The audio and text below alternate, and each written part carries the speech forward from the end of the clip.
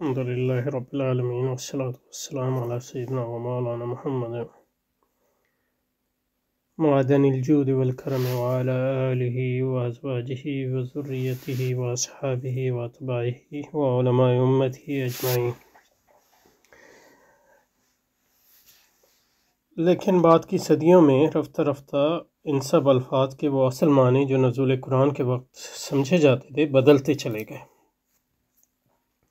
تو اس پہ کافی ہم نے بات کی پچھلی دفعہ، یہاں تک کہ ہر ایک اپنی پوری وسعتوں سے ہٹ کر نہایت محدود بلکہ مبہم مفہومات کے لیے خاص ہو گئے۔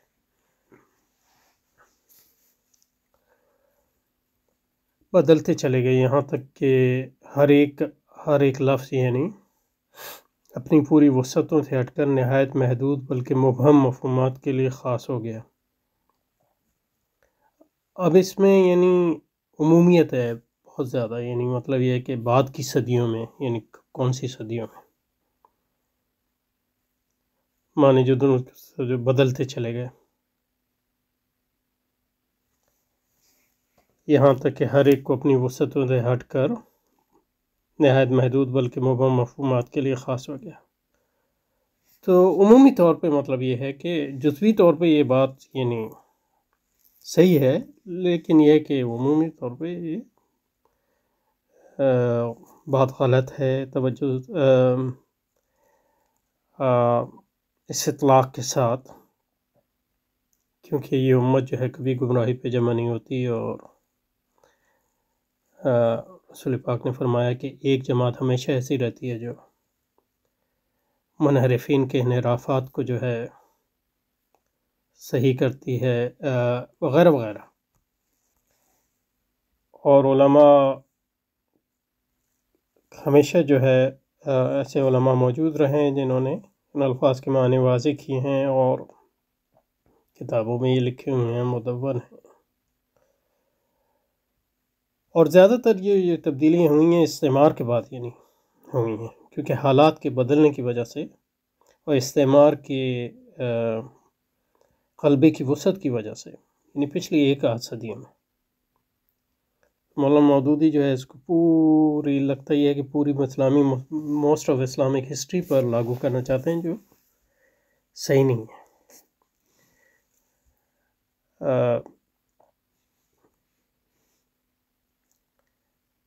تو اس میں تفریق کی ضرورت، لیکن بعد کی صدی میں رفتہ ان سب الفاظ کے اصل معنی جو نزول قرآن کے وقت سمجھے جاتے تھے بدلتے چلے گئے، یہاں تک کہ ہر ایک کو اپنی پوری وسعتوں سے ہٹ کر نہایت محدود بلکہ مبہم مفہومات کے لیے خاص ہو گئے۔ اس کی ایک وجہ تو خالص عربیت کے ذوق کی کمی تھی۔ یعنی خالص عربیت کیا ہے؟ اب یہ جو خالص عربیت کی بات کر رہے ہیں،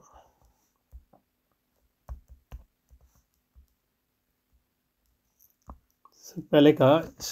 قرآن کا فہم جو ہے علوم اسلامیہ کے مدون ہونے کے بعد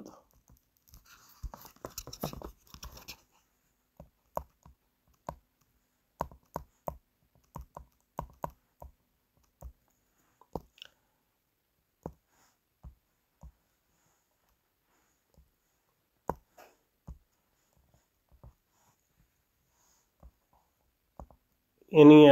ذوق پر جو ہے اس کا انحصار نہیں ہے، ذوق یعنی خالص عربیت کا ذوق عربوں کے ہاں ختم ہو گیا یا غیر عربوں کے ہاں یا علماء کے ہاں کہاں ختم ہوئے؟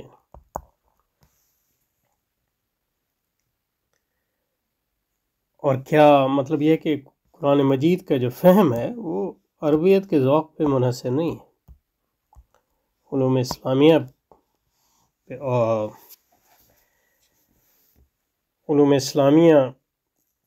پر منحصر ہے، اور وہ علوم اسلامیہ جو ہے ہمیشہ جو ہے یعنی برے سے برے حالات میں بھی ان کی تعلیم اور تعلم اور ان کا ارتقاء ہمیشہ جاری رہا ہے۔ اونچ نیچ تو ہوتی ہے، مطلب یہ کہ اور ظاہر ہے جو قرون مفضلہ ہیں، یعنی رسول پاک نے فرمایا کہ سب سے بہترین دور میرا دور ہے، اس کے بعد آنے والا، اس کے بعد آنے والا، تو وہ 3 صدیاں جو ہیں وہ تو یعنی ایبسلوٹلی افضل ہیں ساری اسلامی تاریخ سے۔ لیکن بعد کی تاریخ میں مطلب یہ ہے کہ یہ کہنا کہ تمام ظلمت ہی ظلمت ہے، یا انحراف ہی انحراف ہے، یا انحراف کی طرف تسلسل ہے، تو یہ غلط بات ہے۔ تجدید کا یہی مطلب ہے کہ یہ امت کبھی گمراہی پہ جمع نہیں ہوتی، اس امت میں ہمیشہ ایک گروہ ایسا رہتا ہے جو منحرفین کے انحرافات کی جو ہے تصحیح کرتا رہتا ہے، اور اجماع امت اور تجدید ہر صدی کے اوپر جو ہے ایسے لوگ پیدا ہوتے ہیں، جماعتیں پیدا ہوتی ہیں جو اس دین کی تجدید کرتی ہیں، اس میں جو انحرافات آئے ہیں ان کو ختم کرتی ہیں، اور جو اس کے نئے تقاضے ہیں اس کے مطابق نئے علوم مدون کرتی ہیں وغیرہ وغیرہ۔ تو یہ تسلسل جو ہے یہ رسول پاک کی رسالت کے تسلسل کا حصہ ہے اور قرآن کی حفاظت کا حصہ ہے۔ تو یعنی مطلب یہ ہے کہ یہ تنقید جو فرما رہے ہیں یہ جائز ہے، لیکن اس میں جو عمومیت اور اطلاق ہے وہ غلط ہے، اس کو اسپیسیفک رکھنا چاہیے، ورنہ مطلب اس کا کوئی معنی نہیں ہے۔ اس کا مطلب اصلاح کی طرف جو ہے اس کا رجحان پھر زیادہ ہو جاتا ہے، اور تخریب کی کم ہو جاتا ہے، اور تخریب کی طرف یہ اس کا جو وہ مولانا جو کہہ رہے ہیں اس کا زیادہ تر اطلاق جو ہے پچھلی ایک صدی پر استعمار کے غلبے اور استعماری فکر کے غلبے اور تعلیمی نظام اسلامی نظام تعلیم کے انحطاط وغیرہ کی وجہ سے وہ عمومیت آئی ہے، اور ظاہر ہے کہ مطلب یہ کہ ایسی عمومیت پہلے کبھی نہیں آئی تھی، تو اس لحاظ سے یہ ایک امتحان کا دور ہے۔ لیکن علوم اسلامیہ میں اور اسلام کی تعلیم جو ہے وہ محفوظ ہے اس تمام گمراہی عمومیت، کیونکہ ایسے لوگ موجود ہیں یعنی علماء، ورنہ مطلب یہ ہے کہ مولانا مودودی کو کہاں سے یہ پتہ چل گیا کہ اس کے خالص معنی کیا ہیں، انہی کتابوں سے تو پتہ چلا، ورنہ کوئی اللہ تعالیٰ نے انہیں ان پہ الہام، یعنی ہم نہیں کہتے کہ یعنی اولیاء اللہ پہ الہام تو ہوتا ہے، لیکن یہ کہ مطلب یہ کہ اگر الہام ان پہ ہوتا ہے تو دوسرے اولیاء اللہ پہ بھی ہوتا ہے، تو مطلب یہ کہ علوم اسلامیہ سے ہی لیا ہے، وہیں سے مطلب انہوں نے بھی سیکھا ہے، تو آپ کیسے کہہ سکتے ہیں؟ تو یہ جو منہاج میں اطلاق اور عمومیت ہے وہ درست معلوم نہیں ہوتا۔ ایک وجہ تھی خالص عربی ذوق، دوسری وجہ یہ تھی کہ اسلام کی سوسائٹی میں جو لوگ پیدا ہوتے ہیں ان کے لیے الہ اور رب اور دین عبادت کے وہ معنی باقی نہ رہے جو نزول قرآن کے وقت غیر مسلم سوسائٹی میں رائج تھے۔ انہی دونوں وجود سے دور اخیر کی کتب لغت تفسیر میں اکثر قرآنی الفاظ کی تشریح اصل لغوی کی بجائے ان معنی سے کی جائیں جو بعد میں مسلمان سمجھتے تھے۔ یہ درست نہیں ہے، کیونکہ جو قرآن کے معنی ہیں ان کی حفاظت جو ہے اور اس کا تسلسل جو ہے وہ قائم ہے، اور جو نزول قرآن کی وقت کی غیر مسلم سوسائٹی ہے اس پر منحصر نہیں ہے، کیونکہ وہ علوم جب مدون ہو گئے تو وہ سب اس میں ہے، اور اگر الہ رب اور دین اور عبادت کے وہ معنی مسلمان سوسائٹی کے لیے باقی نہ رہے تو اس کی وجہ یہ ہے کہ دین مکمل ہو چکا ہے، اور جو دین کی حقیقت ہے وہ کوئی عربی زبان کے الفاظ سے اور معنی سے متعین نہیں ہوتی بنیادی طور پر، بلکہ اس سے متعین ہوتی ہے جو اس کے عرفی معنی ہیں، اور اس سے متعین ہوتی ہے جو اس کے اصطلاحی معنی ہیں، اور جو لغوی معنی ہیں وہ عرفی اور اصطلاحی معنوں کے تابع ہیں، اور وہ لغوی معنی بھی یعنی صرف و نحو اور کے سیاق میں اور لغت کی کتابوں میں مدون ہو چکے ہیں، اور تفسیریں جو ہے 4 صدی سے ہر صدی میں نئی تفسیریں لکھی جاتی رہیں تاکہ مطلب یہ حالات کے مطابق ان معانی کا اطلاق ہوتا رہے۔ تو یہ جو ہے اس میں 2 باتیں عرض کرنا چاہ رہا ہوں۔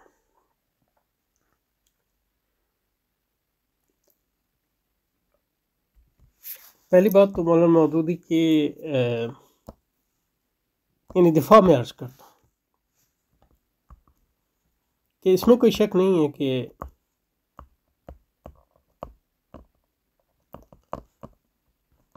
جو آپ فرما رہے ہیں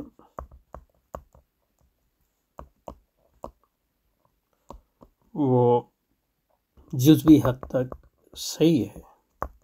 خاص طور پہ استعمار کے غلبے کے بعد اور اسلامی حکومت کے خاتمے کے بعد اور اسلامی معاشرے کے زوال کے بعد یہ صورتحال آج پیش ہے، کہ باوجود اس کے کہ وہ معنی جو ہیں علماء کے ہاں واضح ہیں اور کتابوں میں واضح ہیں، عمومی طور پہ جو ہے ہم پڑھے لکھے لوگوں میں، مسلمانوں میں جس حد تک مولانا فرما رہے ہیں وہ اوجھل ہو گیا۔ اور جب ایک عالم آتا ہے تو وہ یعنی مجدد، جیسے مولانا مودودی مجدد ہیں ایک، وہ آتا ہے تو وہ دیکھتا ہے اللہ اس کے دل میں القاء کرتا ہے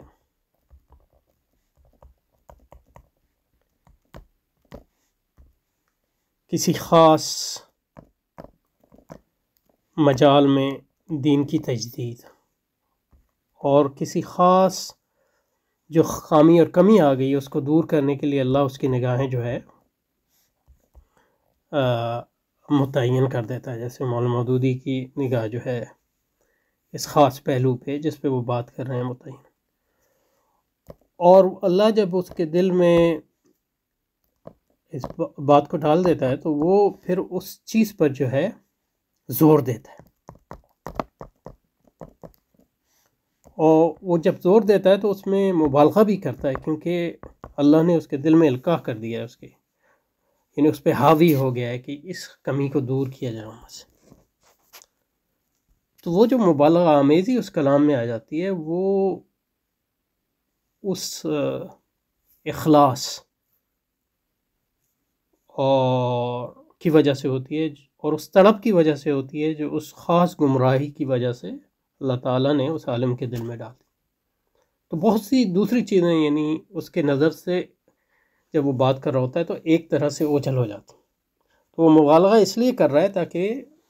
دوسرے علماء اور مسلمانوں کی توجہ اس پہ ملحوظ کرے، لیکن وہ جو مبالغہ ہوتا ہے اس کا وہ مقصود نہیں ہوتا، اور اس سے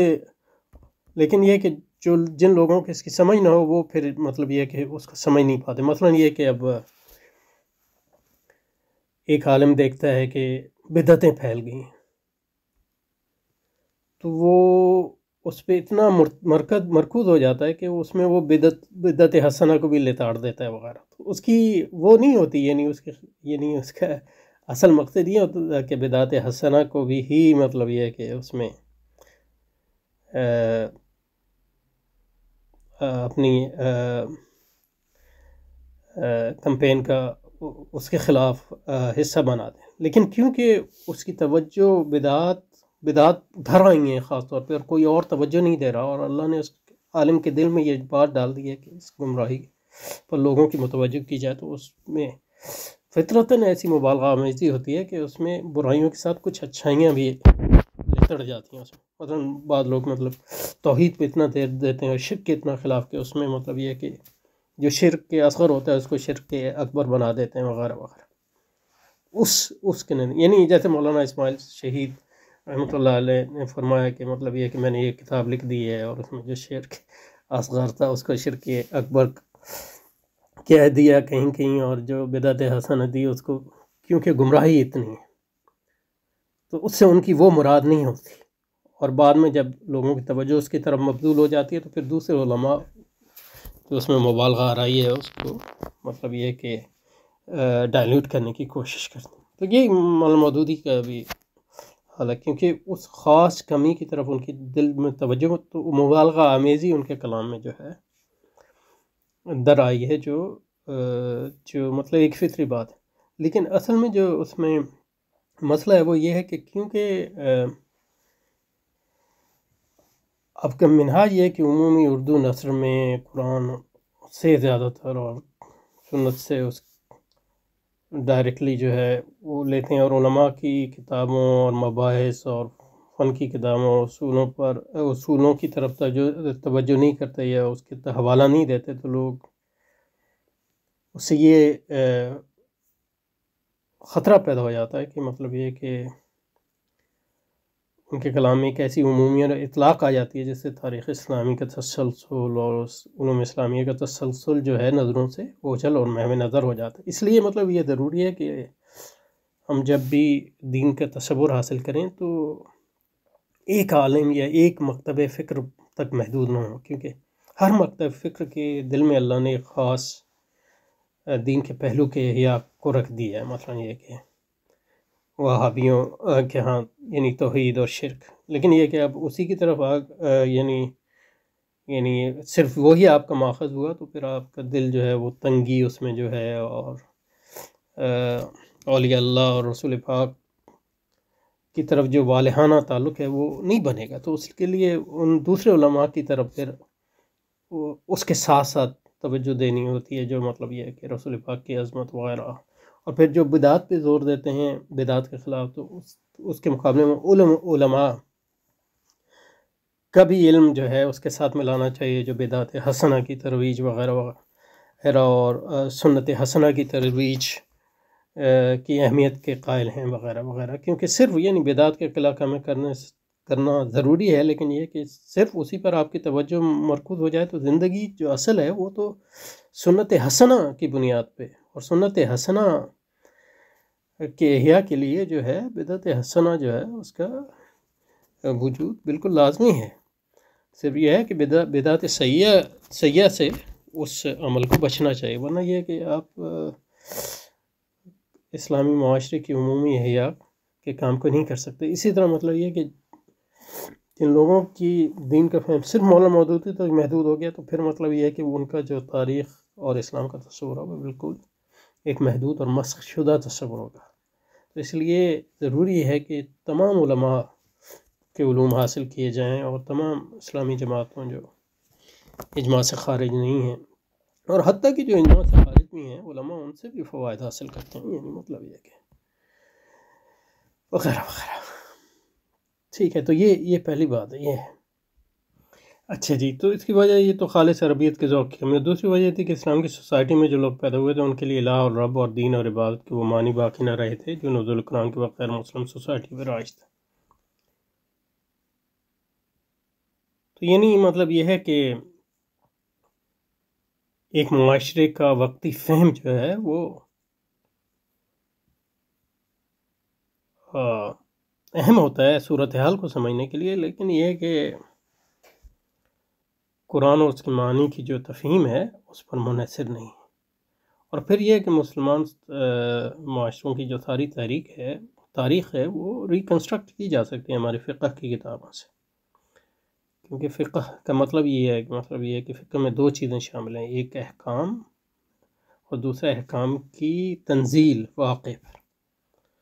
انہی دونوں وجوہ سے دور اخیر کی کتب لغت و تفسیر میں اکثر قرآنی الفاظ کی تشریح اصل معنی کے بجائے ان معنی سے کی جانے لگی جو بعد کے مسلمان سمجھتے تھے۔ اب دور اخیر کی کتب لغت و تفسیر کا کیا مطلب ہے، اور ہمارے پاس جو یعنی کتب لغت و تفسیر 3 صدی سے لے کر آج تک موجود ہیں، اور ہمیشہ جو ہے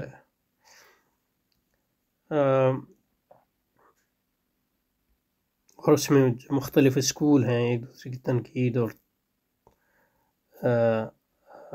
توثیق اور تصویب اور یعنی خطاؤں وہ کرتے رہتے ہیں، تو یہ بات صحیح نہیں ہے۔ یعنی دور اخیر کی کتب لغت و تفسیر میں یہ اس طرح ہے کہ مطلب یہ کہ آپ سنتے رہتے ہیں کہ لوگ کہہ دیتے ہیں، یعنی مطلب یہ کہ امام راضی کی تفسیر میں تفسیر کے علاوہ ہر چیز ہے، لیکن آپ امام راضی کی تفسیر پڑھیں تو مطلب آپ کو اس میں ہر چیز مل جائے گی۔ یعنی وہ اتنے بڑے متکلم ہیں، لیکن یہ مطلب ہے کہ متصوفانہ باتیں آپ کو ملیں گی، لغت کی باتیں ملیں گی، عجیب غریب، یعنی مطلب ایک خزانہ ہے عامر ہے، لیکن لوگوں میں بس یہ مشہور ہو گیا کہ اس میں تفسیر کے علاوہ جو ہے ہر چیز ہے۔ تو یہ مولانا کی بات بھی اسی سطح کی ہے یہاں جو ہے، یعنی مطلب کن لغت کی کتابوں اور تفسیروں، اور مطلب یہ کہ آپ ان لغت کی تفسیروں اور کتابوں تک کیا محدود ہیں، مطلب یہ کہ قاموس فیروز آبادی یا لسان العرب میں یا امام راضی کی تفسیر میں، یا مطلب یہ ہے کہ یعنی تفسیریں بڑی مولانا کے زمانے تک لکھی جاتی رہی ہیں۔ ابن عاشور کی تفسیر ہے، یہ مطلب یہ کہ رشید رضا کی تفسیر ہے، ادواء البیان امین شنقیطی کی تفسیر ہے، یہ تو مولانا کے زمانے کی تفسیریں ہیں، جن میں وہ یہ ساری باتوں کا مطلب یہ ہے کہ جو مولانا الزام لگا رہے ہیں اس کا یعنی رد کیا گیا ہے۔ تو یہ بات بالکل، کیونکہ عمومی طور پہ کیا، نہ کسی لغت کا حوالہ دیا ہے، نہ صرف دور اخیر کہہ دیا ہے۔ تو مطلب دور اخیر سے کیا مراد ہے؟ اور رسول پاک سے لے کر آج تک وہ سارا دور اخیر ہی ہے ایک لحاظ سے، مطلب یا مطلب یہ کہ کسی خاص ریجن کی بات کر رہے ہیں تو وہ ایک الگ بات ہے، یعنی ہندوستان کی بات کر رہے ہیں، ایون ہندوستان میں عمومیت آپ کیسے کہہ سکتے ہیں؟ مطلب یہ کہ ہندوستان میں مختلف تفاسیر لکھی گئی ہیں اور مختلف، اور پھر یہ کہ عربی اور فارسی کی تفاسیر ہمیشہ موجود ہیں جن سے علماء جو ہے، تو یہ بات صحیح نہیں، محل نظر معلوم نہیں ہوتی۔ اور مثالیں یہ در لفظ الہ کو قریب قریب بتوں اور دیوتاؤں کا ہم معنی بنا دیا گیا، ایسی تو کوئی بات نہیں، یہ نہیں، اس کا حوالہ دینا چاہیے۔ اور مطلب یہ کہ بت اور دیوتا تو ہمیشہ موجود رہے ہیں، یعنی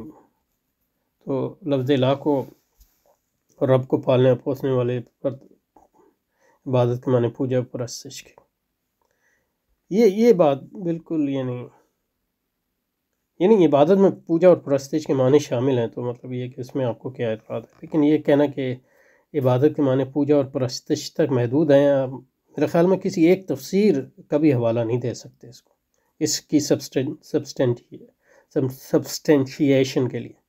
اور رب کو پالنے اور پوسنے والا یا تو مطلب رب پالنے اور پوسنے والا اور پروردگار، یہ تو رب کے معنی میں شامل ہے، لیکن اس کا مطلب یہ نہیں ہے کہ اس تک محدود کر دیا ہے، یعنی اور لفظ الہ قریب قریب بتوں اور دیوتاؤں کا ہم معنی قرار دیا گیا، یعنی بت اور دیوتاؤں کو لوگوں نے الہ بنایا ہے، لیکن اس کا یہ معنی نہیں ہے کہ صرف بت ہی الہ ہیں۔ یہ کیسے ہو سکتا ہے؟ آپ قرآن پڑھتے ہیں، قرآن میں تو مطلب یہ ہے کہ خواہشات کو لوگ الہ بنانے کا بھی تذکرہ ہے، تو مطلب یہ کہ یہ کیسے ہو سکتا ہے کہ دین کو دھرم اور مذہب اور کے مقابلے کا لفظ قرار دیا گیا؟ تو یہ مطلب مذہب جو ہے، مذہب تو دین کا حصہ ہے، لیکن یہ کہ دین کو مذہب تک محدود کرنے کی جو عمومی لوگوں میں تصور آیا ہے وہ موجودہ سیکولرزم کی وجہ سے ہے، اور اس کا اثر علماء پہ بھی ہوا ہے، لیکن اس کا مطلب یہ نہیں ہے کہ تفسیروں میں اس کے خلاف جو ہے مذہب کا دین کا عمومی مطلب نہیں ہے، اور تفسیروں میں نہ بھی ہوتا تو یہ مطلب یہ ہے کہ ایک ایسی واضح بات ہے جو قرآن سے ہی ثابت ہے، یعنی خلوف السلم کافہ، یعنی یہ کیسے ہو سکتا ہے کہ وہ اوجھل ہو گیا۔ اور طاغوت کا ترجمہ بت یا شیطان کیا گیا، تو مطلب بت یا شیطان جو ہے طاغوت ہے، یہ اس کے معنی میں شامل ہے، لیکن اس کا مطلب یہ نہیں ہے کہ طغیان جو ہے شیطان تک محدود ہے، مطلب شیطان کی اتباع سارے طاغوت ہیں۔ میرے خیال میں یہ کوئی یعنی اس کی کوئی جو فرما رہے ہیں مطلب اس کی کوئی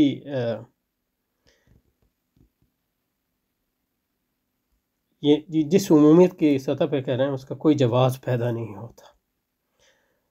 اگر کچھ لوگوں کی نظر سے اس کا اوجھل ہو گیا تو اس کا مطلب یہ نہیں ہے کہ اب بہت سے لوگوں کو نہیں پتہ کہ مطلب یہ کہ مدارس میں کیا پڑھایا جاتا ہے یا علماء کیا لکھتے اور پڑھتے ہیں، لیکن حضرت کو پتہ ہے یہ نہیں،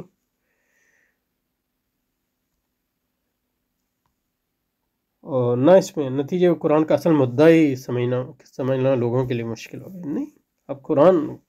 کی طرف جائیں گے، اس کو ہر وقت موجود ہے، یعنی یہ کبھی نہیں ہوا کہ قرآن کا مدعا سمجھنا مشکل ہوا۔ فذکر انما انت مذکر یسرنا القرآن للذکر فہل من مدکر، تو یہ کیسے ہو سکتا ہے کہ قرآن کا اصل مدعا ہی سمجھنا لوگوں کے لیے مشکل ہو گیا؟ ہاں مطلب یہ کہ ان لوگوں کے لیے مشکل ہو گیا جو مطلب یہ ہے کہ استعمار پر ایمان لے آئے اور جدیدیت پر ایمان لے آئے وغیرہ وغیرہ، اسلام سے دور ہو گئے، تو ظاہر ہے وہ پھر ان کے لیے تو مشکل ہوگا ہی، لیکن یہ کہنا کہ مطلب یہ کہ اصل مدعا سمجھنا ان کے لیے بھی مشکل ہو گیا جو قرآن کی طرف رجوع کرتے ہیں کھلے دل سے، تو یہ صحیح بات نہیں۔ قرآن کی انوار ہر زمانے میں موجود، اور یعنی مطلب یہ کہ اللہ کی رحمتیں اور اس کی وسعتیں ہر ایک کے لیے ہر وقت کھلی ہوئی ہیں۔ اس قسم کی عمومی گمراہی جو ہے اس امت کبھی نہ آئی ہے اور نہ آئے گی انشاءاللہ، اور جو عملی اس کا آیا تو پھر علماء جو ہے اور مودودی ان میں شامل ہیں، اس کی تجدید کرتے ہیں ہمیشہ۔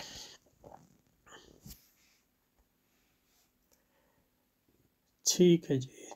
تو بہت لمبا ہو گیا تو اس پہ